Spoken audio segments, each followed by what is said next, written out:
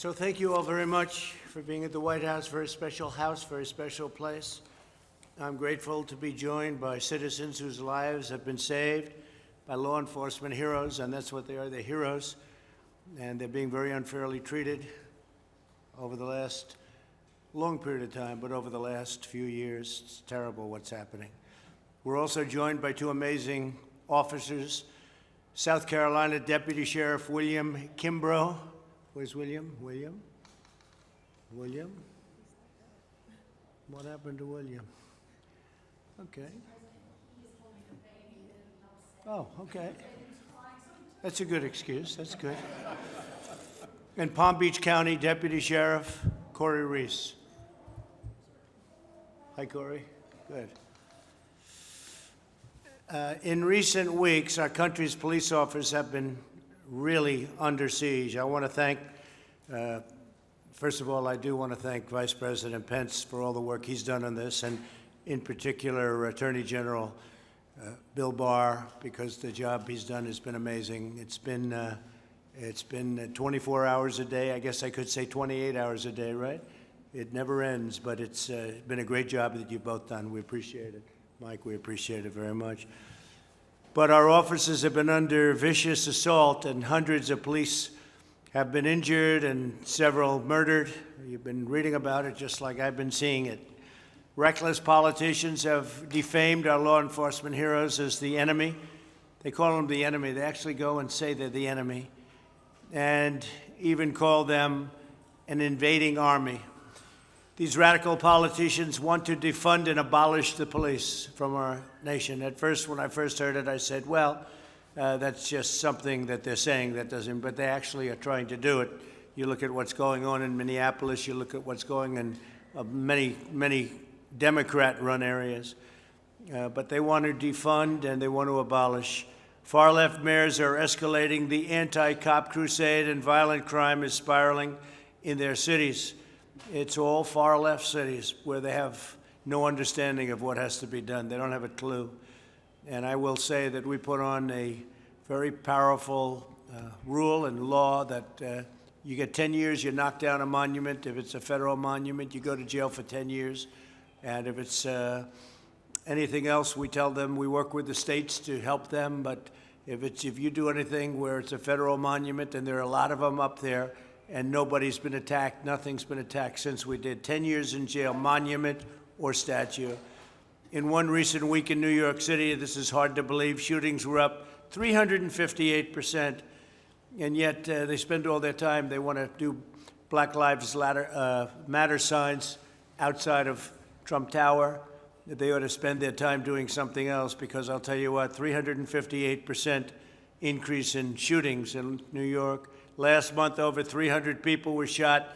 NYPD retirements have quadrupled, and they're going up even further. And New York City is out of control. Unfortunately, my place, I love it, but it's out of control. It was doing so well. And Rudy Giuliani, whether you like Rudy or not, he did a great job. He was the greatest mayor in the history of New York. Murders in Atlanta are up 133% compared to the same period last year. And one of the victims was an 8-year-old girl, and we've had younger than that in Chicago last weekend. In the last 2 weeks, 105 Americans were shot in Philadelphia and Minneapolis. The city voted to disband the police department and cut it way down, but disbanded ultimately. The radical politicians are waging war on innocent Americans. That's what you're doing when you play with the police. My administration is pro-safety, pro-police, and anti-crime, and I will say, I just see a new number came in from Chicago. This weekend was a scourge. This weekend was, I guess, 20 people killed and many shootings, many shootings, far worse than the last week. So things are happening that nobody's ever seen happen in cities that are liberally run. I call them radical lib. And yet they'll go and march on areas and rip everything down in front of them. If that's what you want for a country, you probably have to vote for Sleepy Joe Biden, because he doesn't know what's happening. But you're not going to have it with me. So we've been very strong on law enforcement. We'll be doing things that you'll be I think, very impressed with. Numbers are going to be coming down, even if we have to go in and take over cities, because we can't let that happen. When you have 20 people killed, 22 people killed in one weekend in Chicago, and you have 88 shootings, it's not even conceivable. That's worse than Afghanistan, I hate to say it. That's worse than any war zone that we're in by a lot. It makes them look like tame places by comparison, so we're not going to let it go on. We're not supposed to wait for them to call, but they don't call. We've asked Chicago, would you like us to go in and help? And they don't want to say anything. And we've called many of the cities, would you like us to go and help? We've done a great job in Portland. Portland was totally out of control, and they went in, and I guess we have many people right now in jail, and we very much quelled it. And if it starts again, we'll quell it again very easily. It's not hard to do if you know what you're doing. So I just want to thank everybody for being here. I'd maybe ask Vice President Pence to say a couple of words, and then I'd like Bill Barr to say something, and we'll go around the room, okay? Thank you very much. Thank you, everybody. Thank you, Mr. President. It's a real privilege to be here with the law enforcement officers who are gathered here and families whose lives have been impacted so profoundly by the courageous efforts of men and women in law enforcement. I can assure you that while some are talking about defunding the police under this president and this administration, we're going to defend the police. And we're going to back the blue, because we understand that while tragedies happen, and we'll always look for ways that we can improve public safety, and the president's taken steps and taken executive action to provide new resources to improve public safety and law enforcement around the country.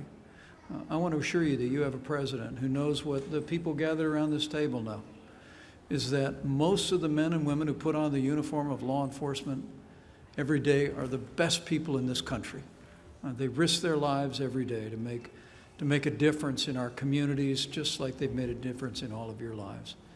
And so I want to thank you all. I want to thank you for being here at this, for this conversation, because the American people will greatly benefit by being reminded of the incredible contributions that our law enforcement community makes each and every day. And I appreciate your willingness to tell that story. Thank you, Bill. Thank you, Mr. President. First, let me say what an honor it is for me to serve under a president who is such a strong supporter of law enforcement. I've said repeatedly that, to my mind, there is no more noble profession in our country than serving as a law enforcement officer. The police put their lives and well-being on the line every day for us, and their jobs have never been more difficult than it is today. Today we suffer many unprecedented social ills. Kids growing up without fathers, alienated young, angry men, gangs engaged in the most brutal kinds of violence, increasing mental illness and homelessness, and a drug epidemic inflicting casualties beyond anything that we've experienced in a major war, and an increase in sexual assaults and child exploitation. You name it. And who is expected to deal with all of this? As other institutions fail and abdicate their responsibility, who is expected to stand their ground and pick up the pieces? The police are. And that's why I say their job, the job we ask them to do today, has never been more challenging. I believe it's important to understand that just like any other institution, there's always room for improvement. And over the past several decades, there's unquestionably been a lot of progress and reforms in policing that's improved policing and life for the officers, their families, and their communities. We have the most professional police in the world. Now, obviously, the event in Minneapolis was ghastly, and I haven't heard anyone attempt to defend it. And it has rightly brought about an urge to make sure we continue reforming and we finish the job. And I think that law enforcement understands and agrees that the concerns of the African American community regarding excessive use of force must be addressed. But we also have to be careful and not throw the baby out with the bathwater. And so extremist reactions like defund the police are trying to pull us in exactly the opposite direction of where we have to go. We have to give law enforcement more support, more training, and resources. And I think the executive order that the President signed last month strikes exactly the right balance. It's supportive of the police, and it also addresses legitimate concerns about excessive force. So our nation needs to gain a renewed appreciation of the noble work done by our police officers in protecting our communities. And I thank the President for convening this roundtable to highlight the good work done by our men and women in blue. Thank you, Mr. President. Maybe what we'll do is we'll go around the room, and maybe you could introduce yourself and explain exactly what's going on. You have an incredible story, please. Hi, my name is Kamira Boyd. I'm from Charleston, South Carolina. Well, on June 11th, 2019, my baby started choking on breast milk, and the first thing I started to do was just run out the house and jump in the car. While leaving out of my neighborhood, Officer Kimbrough came. He was coming into the neighborhood, and he immediately pulled me over, and we immediately jumped out, and he just took her from my arms and proceeded helping her. And yeah, thank you. Saved her? Saved her. Really? Wow. You don't hear those stories. That's why I think it's important to have a meeting like this, a little different, and it's the meeting that we should have about 100 times out of almost 100. This is the one because the police do such a great job, and there's an example. That's fantastic. That's fantastic. And do you know the gentleman on your left? Come on, let's go. Let's tell that story, please. What do you mean, like? No, you know? Do you want to go ahead? Please, yes, go ahead. Mr. President, Vice President, Attorney General Barr, thank you for having us here, other distinguished guests. My name is William Kimbrough. I'm from Charleston, South Carolina. I work for the Berkeley County Sheriff's Office.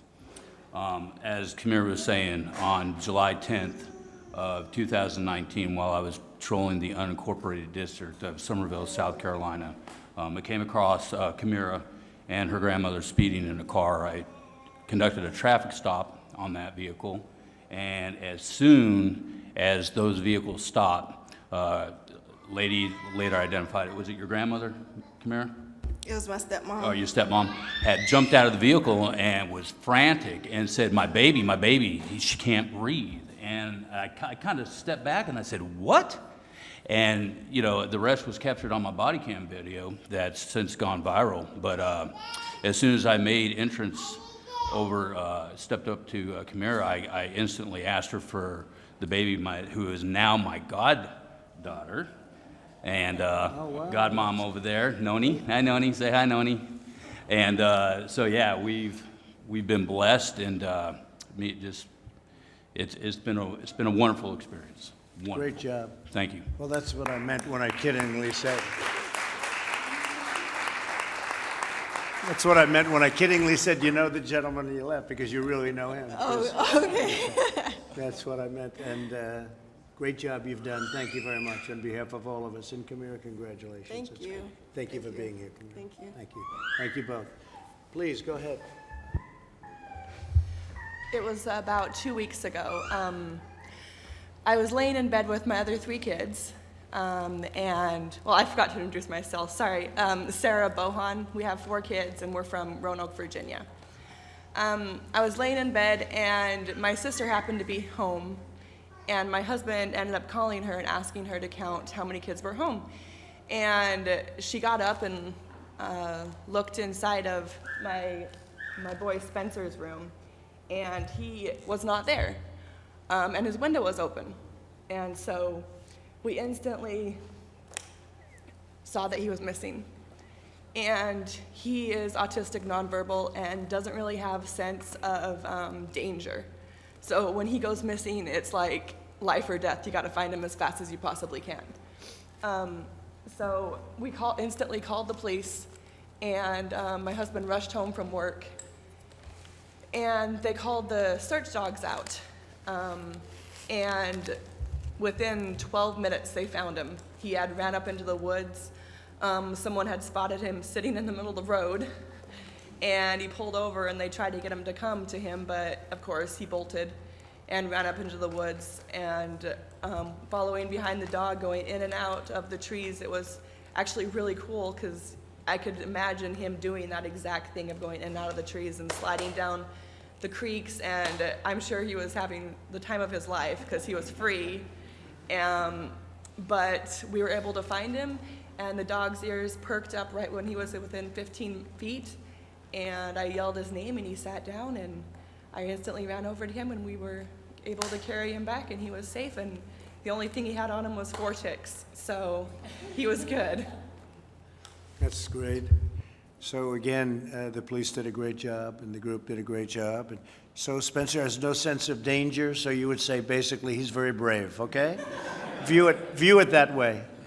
Good. Thank you very much for being here. We appreciate it. Thank you. Brooke, please. Mr. President, thank you. I got to meet almost everyone. My name is Brooke Rollins. I have the extraordinary honor of serving this president as his domestic policy chief every day in this White House. And I will say there's a lot of brave people in the room, probably no one more so than our 2 officers. But this mom not only has, Mr. President, her 9-year-old here, but she has her 4-year-old, her 3-year-old, and her 10-month-old here. And her husband, Spencer, just took them into the other room. So this is bravery at its finest for all the moms in the room who've sort of manhandled lots of children. So thank you for being here, and certainly you too, and that beautiful baby girl. What an honor to have you and all of you with us today. Mr. President, you mentioned New York City, Atlanta, Chicago, Philadelphia. The lack of leadership, I think, happening in some of our most ravaged cities around this country is really astonishing. But I think it's really important to note that that failure is a choice, and it is a choice, Mr. President, that I know you would never make. I have seen you now more than 2.5 years stand with law enforcement, stand with the mothers and the fathers in this country who are fighting for a chance at the American dream. That dream is not possible without a law enforcement that stands for the rule of law and for safe and secure communities. So thank you so much for your leadership. Everyone here today, thank you for coming. What an honor it is to have you in your house here at the White House on this day. And special thanks to the moms who are brave enough to bring the little ones in to tell their story on behalf of these amazing men and women serving in blue. Thank you so much. Well, thank you very much, Brooke. What's more astonishing to me is that we'll call, Bill will call, Vice President will call, I'll call. You'll call leaders of these cities, Democrat leaders, and we don't care if they're Democrat or not. They happen to be in every case. But we'll call them and we'll say, do you need help? And they'll say no. I said, but you just had 40 people shot and many people killed this weekend. And they'll say, no, we're okay. And I'll say, what's that all about? And we're tired of those answers. We're tired of those answers. So thank you. To me, that's astonishing. Thank you very much, Brooke. Please. My name is Kenneth Bearden. I'm from Louisville, Kentucky. And I'm here today because I'm a man in recovery. At the age of 11 years old, I used substances for the first time. And by the end of that summer, I had overdosed 7 times already. I'm one of them people that once I put a minor mood-altering substance in my body, I cannot stop.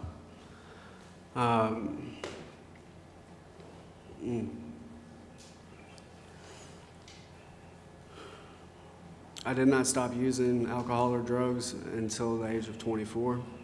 And through that time, at the age of 11 to 24, I have overdosed over 30 times.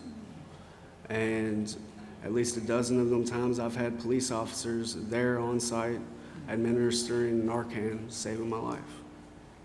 And my son would not have his father today if it wasn't for the police officers, the men and the women who administered that Narcan. And just that, my son gets to have his dad today because of that. And I get to help others along the way because of police officers, because of the people who have helped me along the way. And I'm truly grateful to be here. And how are you doing now then? So that's a lot of times that you had Yes. difficulty. So, How are you so doing? I've got 6 years sober now, and Good. I am one semester away. I'm one semester away from having my bachelor's degree in social work. I have a house. I have full custody of my son. I work for Addiction Recovery Care as a community liaison, helping other alcoholics and addicts get into recovery and providing support for them. I'm living my purpose and my passion. That's a fantastic job. Thank you very much. That's an equally incredible statement. You understand what you're doing now, so that's great. 6 years, almost 6 years, that's fantastic. Good luck. We'll see you in, let's say, celebrate in 10, okay? We'll see you in 10. Yes, sir. So we'll see you in another 4 years, all right? That's fantastic news. Thank you very much. Appreciate it. Please. Good afternoon, Mr. President. Thank you so much for having me here today. Thank My you. name is Rhonda Norris. My story started when I was coming home from school one day. I teach. I was broadsided in an intersection by a truck who ran a red light. I have no recollection of the accident. My first memory was a policeman reaching through the shattered window and checking for a pulse. And I was in and out of consciousness, and he continuously urged me to stay awake and stay with him. Very soothing, very calm, and was calling on his radio for an ambulance and first responders, which his being there sped up the process dramatically. He's the one who told me, we're going to put a sheet over you to cut you out of the vehicle. I couldn't move. I was trapped in the vehicle, and also my injuries made me incapable of movement. He also followed the ambulance to the hospital.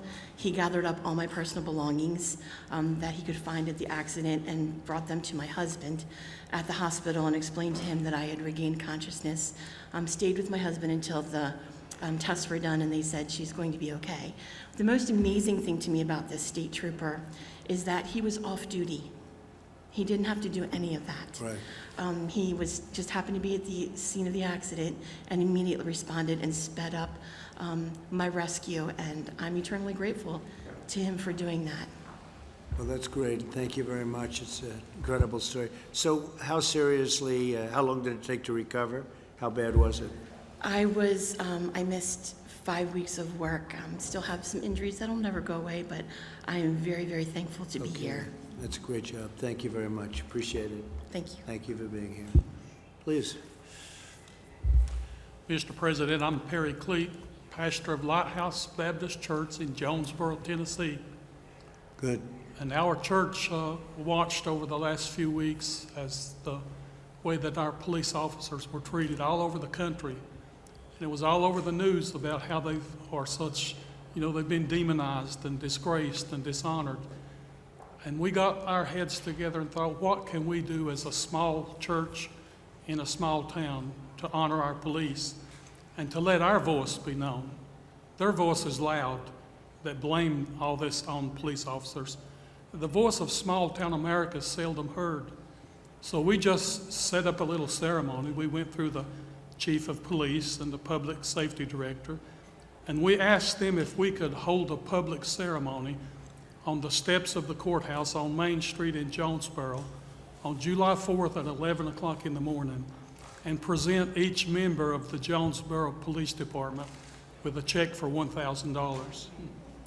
And we did that, and it shouldn't have, but it made national news. I think small towns all over America feel like we do, that we want our voice to be heard, that we love law enforcement, our local police officers, and if we can do something to support them and encourage them, then that's what we want to do. And we feel very good about what we did. Well, that's a great story. I thought you were going to tell me that they wanted to arrest you for giving them a couple of bucks, and they deserve it very much. But, I've heard the other end of those stories also. You're not allowed to do anything. And you're right about it. They've been, what the police have been going through over the last number of years, in all fairness. It's been starting, but it's never been like this, has it? It's never been like this. It's crazy. It's crazy, and they'll find out. It'll go the opposite direction, unfortunately, at some point. It'll go absolutely opposite when they see, and you're going to have some defunding and abolishing, and you'll see numbers like nobody would ever believe. And they're going to say, let's get our police back as soon as we can, right? But that's great what you just said. That's a fantastic thing. Yes, sir. We were thankful that it's a small town and a small police department. It was only 23 employees, so it wasn't that big a hit. That's but a lot. It was a blessing to them. That's a lot. That's a good job. Thank you very And much. Mr. President, I've already heard, I got a note written to the church that didn't identify the officer, but said I'm an 83-year-old widower. And one of the officers brought by a sum of money and gave to me to put back to pay my utility bills this winter, and told me it was a gift from Lighthouse Baptist Church. That's what one officer, and it's just a week ago, but that's what one officer did with that gift that we gave him. That's great. Great stories. Thank you very much. Appreciate it. Thank you, Mr. President. Thank you. And Mr. Vice President, for having us. My name is Debbie Wisner. I'm local. I live in Maryland. And my story's not very dramatic. It's just one that my purse was stolen. My purse. People have it happen to them. My credit cards were canceled. And my cell phone, we put a special note on it that said, if found, please call this number. Nothing came of it. A couple nights later, in the middle of the night, at midnight, the phone rings. And a gentleman says, I found your phone. I have your phone. Would you offer a reward for it? And I said, of course. My husband said, are you nuts? And he said, I'll bring it to you. I gave him my address and hung up the phone and called our police department, because that's who we turn to when there's a situation.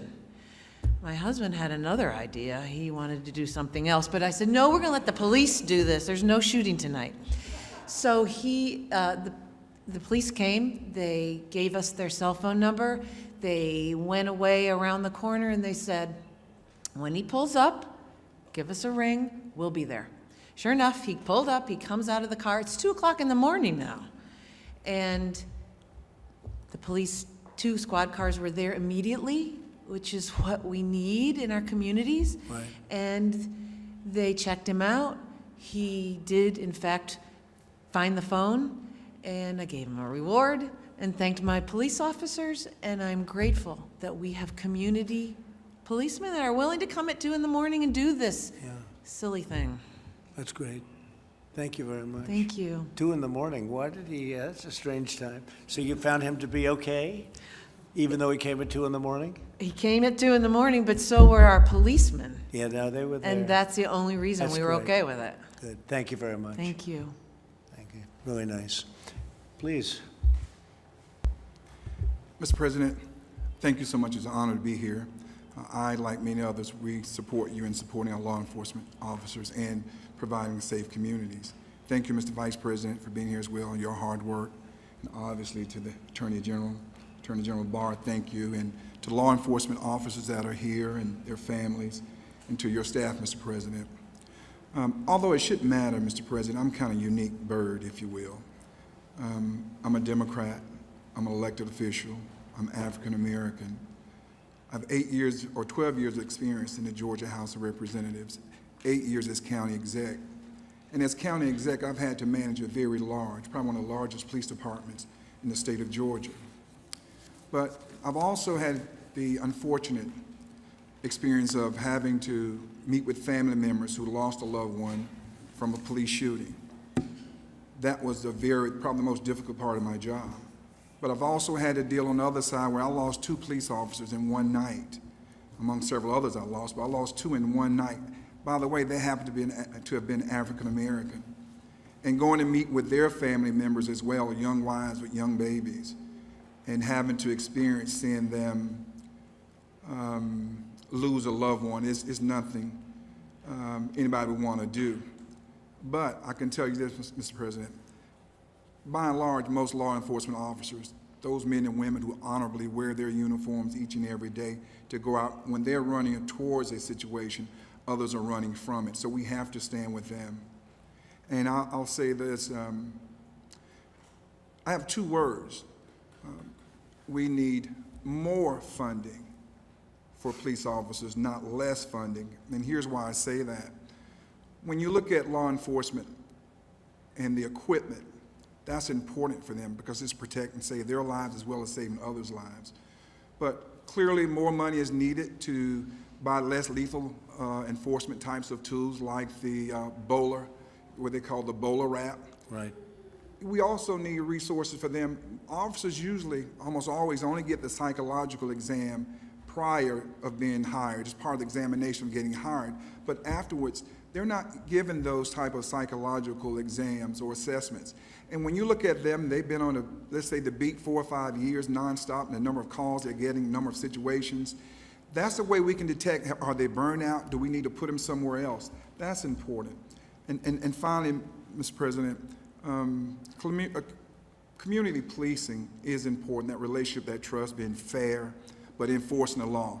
And most people, including black people, they want law enforcement to be out there enforcing the law. I think people just want it to be, they want them to be fair, they want them to be swift in justice. And we lost a baby girl too in Atlanta, 8 years old, and it wasn't to a police officer. More people have died from the protests of Black Lives Matter than prior to that. And so sometimes it's hypocritical. It's almost as if some black lives matter, but all black lives should matter, and all lives should matter. And so I thank you, Mr. President, for what you're doing, and I stand solidly with you. Thank you very much. Appreciate it. Beautiful. Please. Good afternoon, President Trump, Vice President Pence, and Mr. Barr, and distinguished guests. I thank you for this opportunity to share our family's story. 8 years ago, our 15-year-old daughter was trafficked by MS-13 gang members. She was trafficked over a 1.5-year time period throughout the DMV area. Law enforcement played a fundamental role in the rescue and the recovery of our daughter, and were also vital in the protection and safety of our family, both then and now. Initially, the officers handling our case, albeit well-intentioned, were not trauma-informed and not able to differentiate a runaway teen from a victim of human trafficking. Once we came in contact with trained personnel, former Detective Bill Wolf, our situation improved. We need to provide resources and training to law enforcement to properly address not only the offenders, but also to the victims and to their families. Because of Mr. Wolf's expertise in this area, we were able to relocate our family to a safe location. We were able to get our daughter the proper resources and help so that she could heal and move on for her life. The law enforcement is crucial to the rescue, to the victims of human trafficking, and I believe we should support them with everything we have. Thank you. Thank you very much. Great story. Thank you. Thanks so much, Mr. President, for convening this listening session, and thank you for all the passion and being able to share your stories here on national TV with the president, because it's really important. There's so many people who don't get a chance to have their voice lifted, and having this opportunity to tell your story to a president that's not only going to listen to it but take action is extremely important to the work that we do. And I want you all to know that as you go back home, we're still there with you, and we're willing to come and do all we can to help create safer communities. Since day one, this president's been really focused on that in a unique way. I've spent some time on the road and with my colleague Scott Turner, trying to get local leadership to work with us to not only change those communities but empower people. But having these sessions here is extremely important because most people don't know. Some people don't know the pain that you all go through. And so having that story be told to millions of people is extremely important. But I think what's most important is that we take this session here and create action, work with our police department, empower our police department, empower our families so that we can change what's happened over the last 20 years. It's no reason for places across the country in America to have more deaths than a war over in Iraq or Afghanistan. You know, that's not the country that we're about, and this president won't stand for it. And so thank you so much for your Mr. President, for your leadership. Thank you very much. You're doing a great job, too. Please. Thank you, Mr. President. I'm basically here in support of my daughter-in-law and my grandchildren, but I would like to say a personal thank you to Officer Reese here for saving my grandson. I will never forget it, and I will always be grateful. And I would also like to add that I'm a state employee. I work in the city of Atlanta, and I have seen a drastic change in law enforcement coverage in that area. And I see the difference when law enforcement is not visible on the streets. So we've had our challenges there, and it's peaceful now, but when there is a lack of law enforcement within a community, civility breaks down and crime increases. And I don't have any answers to any solutions, but I can just speak on the fact that I have experienced it over the past 3 or 4 months. And I thank you for your invitation here and for your time. Thank you very much. I appreciate it. Thank you. First of all, Mr. President, Vice President, Attorney General, thank you very much for inviting me here today. It's truly an honor to be here. I'm Deputy Corey Reese with Palm Beach County Sheriff's Office. I have been a deputy there for going on 3 years now. Last month in June, I was staying with my wife at a Hampton Inn in Tampa, off duty, of course. I work in Palm Beach County, this is Tampa. We were in the room relaxing, and I could hear a lady in the hallway screaming for help. And so I went outside to see what was going on, and the young lady to my left here was on the floor clutching the child in her arms. She was screaming for help. The child was crying, and there was a man standing above them grabbing at her and the child.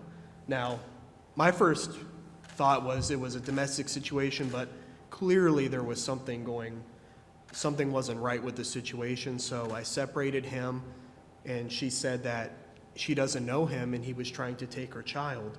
And more people came pouring out of their rooms and were saying the same thing, so I immediately got him separated. I had him sit down in the hallway, and I had someone else call Tampa PD, and they arrived, and at that point I just was keeping the peace between everybody because there were some people getting quite aggressive, with him. It's not, the right time.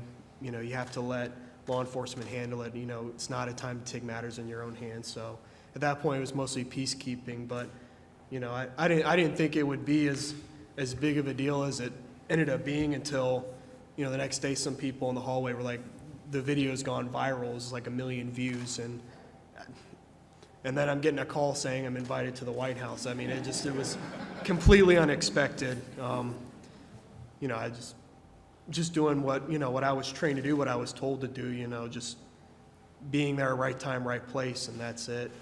Again, thank you for having me here. It's called natural instinct, right? More than anything else. Thank you very much. Great job. Appreciate it.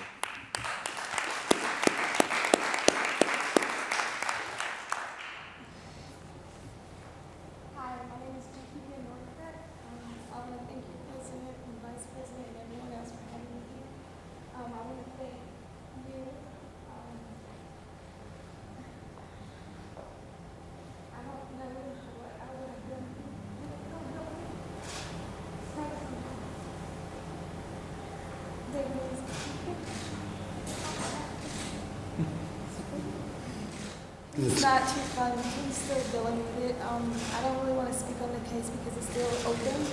But the main thing I wanted to address was my Well, you've said it all. So that's a case that's still going now? Still going? Well, as far as with the hotel. I see. Our hotel room with the key, and that he Oh, well, good luck with it. Good luck. Beautiful guy, too. Beautiful.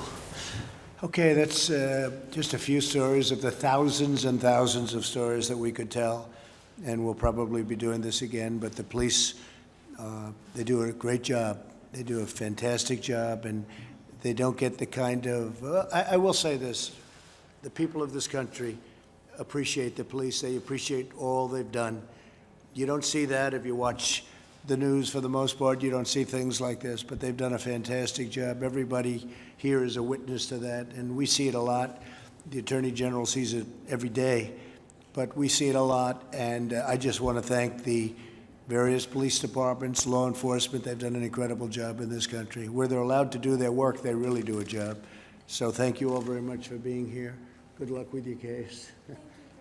And really, terrific job, everybody. Terrific job. Thank you.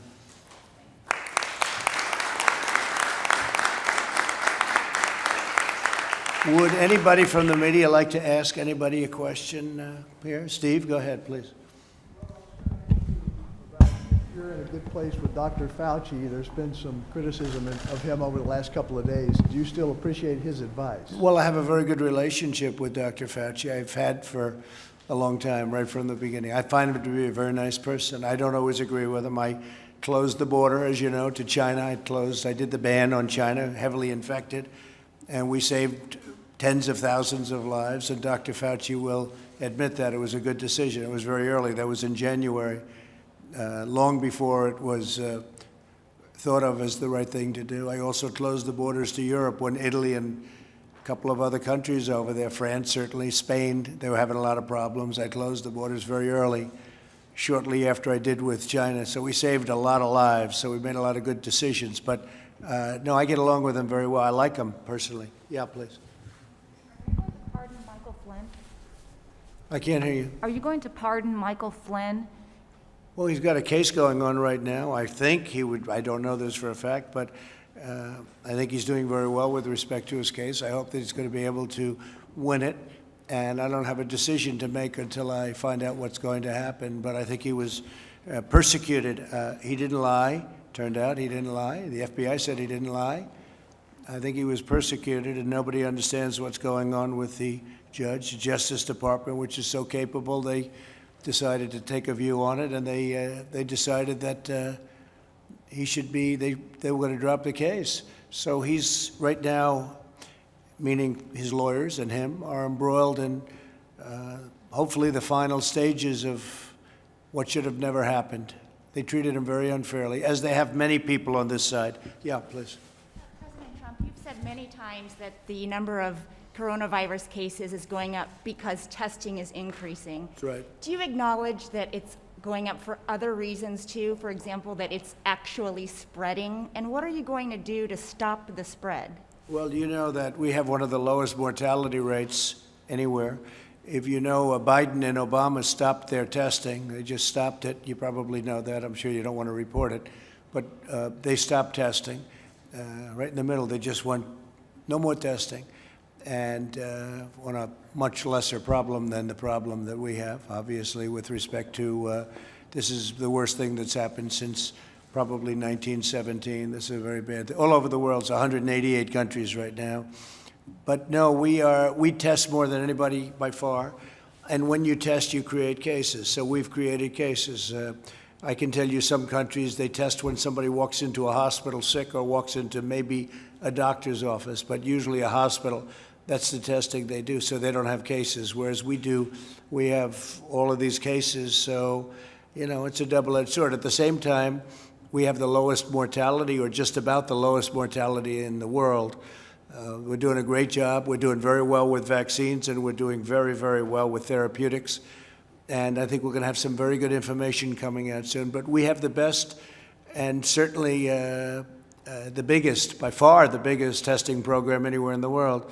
If you tested China or Russia or any of the larger countries, if you tested India as an example, the way we test, you'd see numbers that would be very surprising. Brazil, too. You know, Brazil's going through a big problem, but they don't do testing like we do. So we do the testing, and By doing the testing, we have tremendous numbers of cases. If we didn't do the, as an example, we've done 45 million tests. If we did half that number, you'd have half the cases, probably around that number. If we did another half of that, you'd have half the numbers. Everyone would be saying, oh, we're doing so well on cases. But when I see it reported in the night, you can check me out on this. I mean, they're always talking about cases, the number of cases. Well, it is a big factor that we do. We have a lot of cases because we have a lot of testing, far more than any other country in the world. And it's also the best testing. Yeah, please. The federal government is set to resume federal executions for the first time in more than a decade, potentially as soon as a couple of hours from now. Are you monitoring the last-minute appeals on that case? Well, I Have think you what given I'm any going to do is consideration to allow that to be answered by our Attorney General. Do you mind, Bill? Yes, sir. We obviously monitor the appellate process. And Mr. President, have you given any consideration to using your clemency powers to stop these executions and commute them to life sentences? Well, I've looked at it very strongly, and in this particular case, I'm dealing with Bill and all of the people at Justice, and it's always tough. You're talking about the death penalty, but when you talk about people that did what this particular person did, that's tough also. So we're going to see what happens. Right now, they have a stay, I believe, right? They have a stay, and we'll let the courts determine the final outcome, and that's what's going to happen, okay? You're asking Americans to have full faith in law enforcement. How do you respond to critics who say you undermined your own federal law enforcement agency, the DOJ, when you commuted the sentence of Roger Stone? Well, if you look back on it, this was an investigation that should have never taken place. You have guys like Comey, you have McCabe, you have Strzok, you have his lover Lisa Page, you have all of these people running around, you have Brennan and Clapper who lied to Congress, you have many, many people. You have people that change documents going into the FISA courts, and it's a terrible thing. And this is an investigation that they said should have ended before it started. It shouldn't have started, and if it did, it should have ended immediately because they found, as you know as well as I do, they found nothing initially, but it went on for 2 years or longer. And no, I'm getting rave reviews for what I did for Roger Stone, and he frankly is going to go and now appeal his case. He had a jury forewoman who hated Roger Stone and who hated probably me, but she went on a false pretense, and he wasn't given a fair trial. It's not a fair trial. He wasn't given another trial. He should have been given another trial. I won't say more. I won't talk about the judge. Why would I ever talk about a judge? But this was a judge that gave, I believe, solitary confinement to Paul Manafort. Al Capone didn't have solitary confinement. So these are things that happened. And if you look at President Bush, President Clinton, President Obama, take a look at what they did. Frankly, it's a very unfair. Roger Stone was treated very unfairly, in my opinion, and so were many others on this side. In the meantime, you have the other ones who are admitted lying before they admitted. They lied before Congress. They leaked classified information, which is something you just can't do. And what are they doing? So we'll see what happens. But no, we're getting rave reviews for what I did. Okay. Are you going to be able to hold the convention in Jacksonville with all this virus spreading? Well, we're going to see it built up a little bit, but we're going to do something that will be great. We think we're doing very well. We had some poll numbers a little while ago that are great. You know, it's the same story. It's suppression polls that we had in 2016, phony polls. Fake news, phony polls, same thing. And we're doing very well. We're doing well in Georgia. We're doing well in Texas. I read where I was 1 point up in Texas. I'm not 1 point up in Texas. We're many points up. I saved the oil industry. 2 months ago, I saved the oil industry. I created it. We became #1. We have millions of jobs. And we saved it, so Texas is not going to have to let go of millions and millions of people. Oklahoma, North Dakota, many states. We're at $40 a barrel, and yet you can buy gasoline for under $2. Nobody's ever seen like that. So we have the biggest energy in the world. We're #1 in oil, as you know, oil and gas by far. We're now #1 in the world. And we would have had millions of people out of work. I saved it. And then they say I'm leading by 1 point in Texas. They said it last time, too. They said Texas is too close to call. This was like 3 months before the election. And then I won Texas in a blowout. They called it the minute the polls closed. They said that about Utah. They said that about Georgia. They said the same thing. That Georgia's, oh, we can't, it's too close. They'll never be able to determine. We'll have to wait till election night. On election night, 2 seconds after the poll closed, they called Georgia. So, it's the same thing. We have the same thing. They're phony polls. They're suppression polls. But to think that after saving the oil and gas business and millions of jobs, I'm leading Texas by 1 point, I don't think so.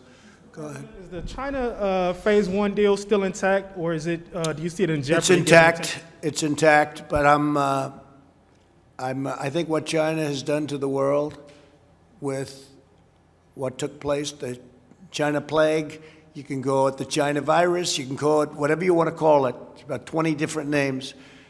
What they did to the world should not be forgotten. But it's intact. They're buying. Whether they buy or not, that's up to them. They're buying.